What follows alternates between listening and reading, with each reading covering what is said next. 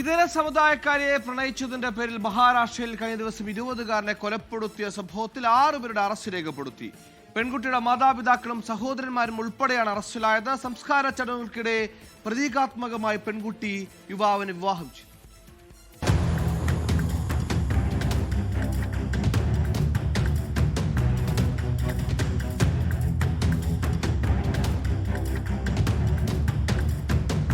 ദുരഭിമാന കൊലകൾക്ക് പ്രസിദ്ധമായ നന്ദേടിൽ നിന്നാണ് ഈ സംഭവവും.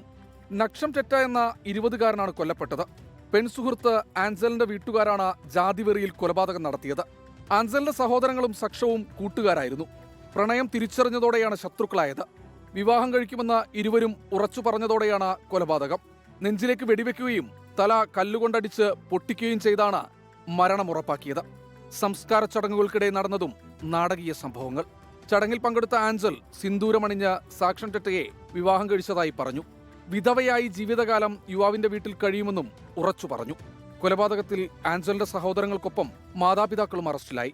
ഇക്കഴിഞ്ഞ ഓഗസ്റ്റിൽ ഇതര സമുദായത്തിൽ നിന്നും പ്രണയിച്ചതിന് നന്ദേദിൽ 19ഉം 18ഉം വയസ്സുള്ള 2 പേർ ദുരഭിമാന കൊലയ്ക്ക് ഇരയായിരുന്നു. 24 മുംബൈ.